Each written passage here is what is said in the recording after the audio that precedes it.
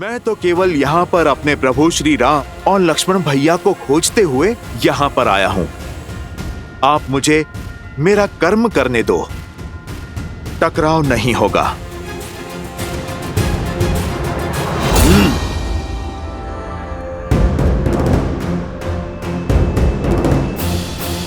मुझे तुम्हारे बड़बोले होने से कोई समस्या नहीं। समस्या तो यह है कि तुम्हारा कर्म मेरे कर्म के मार्ग में आ रहा है। मैं इस लोक का राक्षस हूँ, महाराज अहिरावण और महिरावण का विश्वास पात्र हूँ, और मुझे आदेश है कि मैं किसी को भी भीतर ना जाने दूं। फिर तो सच में समस्या है और मुझे भीतर जाना ही है। यदि तुम्हें मंशा पूर्ण करनी है तो मुझे युद्ध में परास्त करना होगा। अवश्य करता हूं, किंतु मैं किसी माता पिता से उनकी संतान नहीं छीन सकता। राम काज के पथ में रोड़ा मत बनो बालक, हटो मेरे मार्ग से।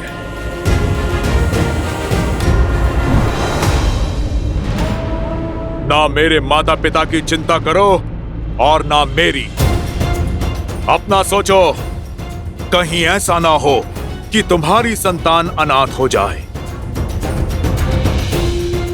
समय रहते लौट जाओ, अन्यथा प्राण से भी जाओगे और प्राण से भी। तुमने वहां पे प्रहार किया है बालक, जहां पर तुम्हें नहीं करना था। इस ब्रह्मांड में ऐसा कोई बल नहीं जो हनुमान को उसके प्रभु से दूर रख सके।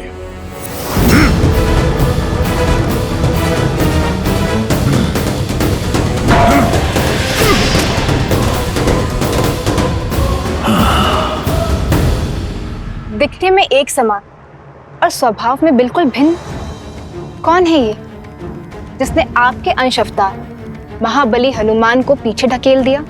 ऐसा बल और ऐसा साहस तो केवल मेरे अंशावतार के अंश में ही हो सकता है देवी। हनुमान का अंश? हाँ देवी, ये हनुमान की कथा का एक अत्यंत रोचक अध्याय है, जहां दो शत्रु नहीं, पिता और पुत्र एक दूसरे के समक्ष आ खड़े हुए हैं। पिता हनुमान और पुत्र मकरध्वज। क्या हनुमान का पुत्र? हाँ देवी, आपने सुना नहीं हनुमान ने अभी क्या कहा? उन्हें ऐसा प्रतीत हुआ जैसे वो दर्पण देख रहे और व्यक्ति का वास्तविक प्रतिबिंब दर्पण उसकी संतान ही होती है। नियति का खेल देखिए, पिता और पुत्र को बैरी बनाकर एक दूसरे के सामने ला खड़ा किया। अर्थात पिता और पुत्र के इस युद्ध में प्रहार संबंधों की डोर पर होगा। दोनों ही अपना अपना कर्तव्य निभा रहे हैं देवी। जैसे हनुमान को राम सेवा करने से संसार की कोई शक्ति रोक नहीं सकती, वैसे ही मकरध्वज को राजकाज करने से संसार की कोई शक्ति विमुख नहीं कर सकती। परंतु आप चिंतित ना हो, क्योंकि होगा तो वही जो मेरे प्रभु श्री राम चाहेंगे, और यह संसार भी सज्ज रहे, क्योंकि श्रीमद् रामायण की इस कथा में अभी कई रोचक, कई सुंदर मोड़ आने शेष हैं। साधु साधु बालक, मुझ पर हुआ प्रहार प्रतीक है तुम्हारे बाहुबल का, किंतु दुख की बात तो यह है, अपनी शक्ति तुम धर्म के लिए नहीं, अधर्म के लिए उपयोग कर रहे हो। तुम मेरे मार्ग में बाधा मत बनो। अपना कर्म निभाना कैसा अधर्म हो गया? अपने महाराज की आज्ञा का पालन करना ही मेरा कर्तव्य है, और इस क्षण तुम्हारा विनाश ही मेरा दायित्व है।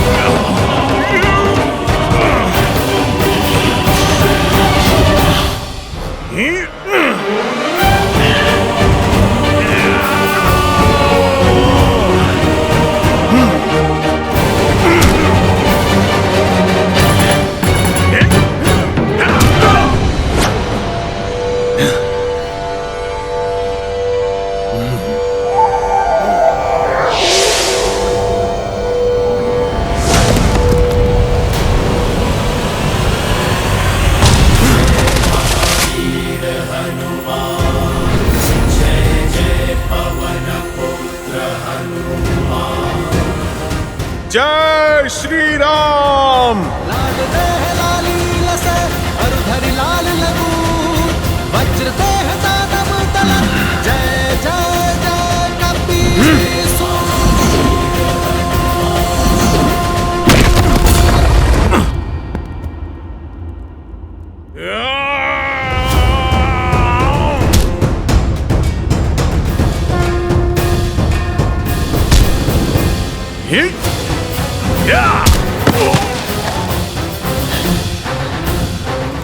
आज तक मैं जितने योद्धा से लड़ा, तुम सबसे श्रेष्ठ और उत्तम हो बालक।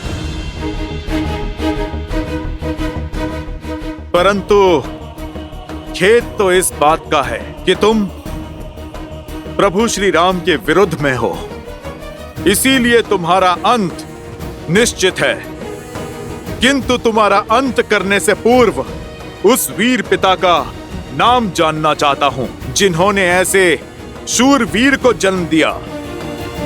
बताओ, किसके पुत्र हो तुम? आप मुझ पर प्रहार कीजिए मुझ पर। यदि मैंने अपने पिता का नाम बता दिया तो आप मुझ पर प्रहार नहीं कर पाएंगे। अब तो मैं जान कर ही रहूंगा। बताओ, कौन है तुम्हारे पिता?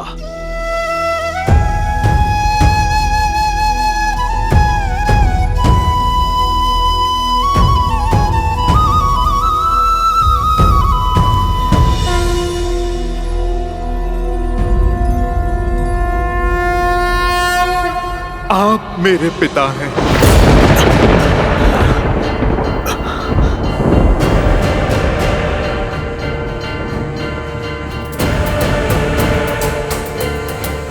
असंभव।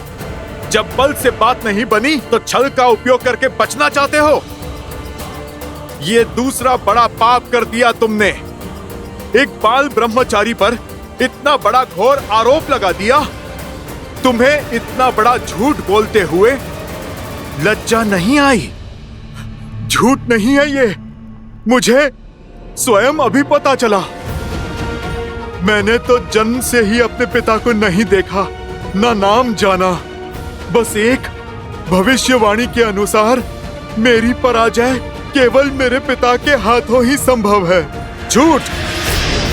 सुना नहीं तुमने? ब्रह्मचारी हूं मैं, मेरा कोई पुत्र नहीं हो सकता। अब तेरा अंत निश्चित है।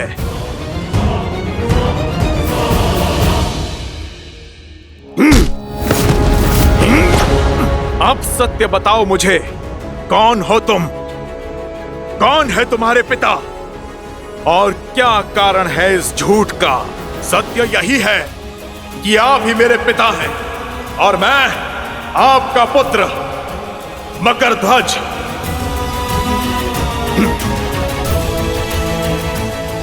आपको स्मरण है जब अपनी जलती पूंछ से आपने लंका जलाई थी? आपके शरीर से निकला स्वेद बूंद बनकर सागर में गिरा था। आपके तन से निकला स्वेद एक विशाल मकर ने निगल लिया था।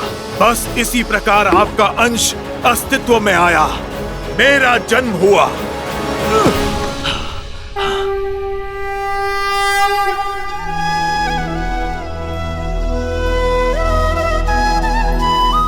ये बल, ये बुद्धि और पिता को पहचान कर फिर ना प्रहार करने का विनय।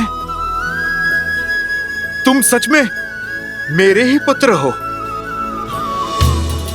जब पिता पुत्र से मिलता है तो आशीर्वाद मिलता है। मैंने तो तुम पर प्रहार किया, अब तुम तो इतने बली हो, मैं तुम्हें क्या आशीर्वाद दूं?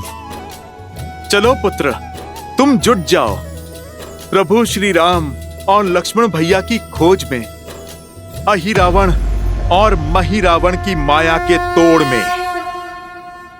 क्षमा पिताश्री, मैं पुत्र आप ही का हूं। अपनी निष्ठा नहीं बदल सकता और ना ही स्वामी का आदेश ठुकरा सकता हूं, ना कर्तव्य से मुख मोड़ सकता हूं। मेरे महाराज का आदेश आपको रोकना है, जो मैं अवश्य करूंगा। आपका पुत्र संबंध के लिए अपने दायित्व की बलि नहीं चढ़ने देगा। इसीलिए आप मेरी विनती मानिए और बिना मुझे धर्म संकट में धकेले आप लौट जाइए। धन्यवाद। आज पुत्र ने मुझे स्मरण करा दिया कि कर्तव्य के मार्ग में नहीं रुकना चाहिए। इस भक्त के लिए अपने भगवान की सेवा से बड़ा ना कोई धर्म है और ना कोई कर्म। और यदि राम काज के लिए मुझे तुमसे होकर भी जाना पड़ा तो मैं पीछे नहीं हटूंगा। पीछे तो मैं भी नहीं हटूंगा पिताश्री। जो मैं करने जा रहा हूं उसके लिए मैं आपसे क्षमा चाहता हूं। और मैं भी पुत्र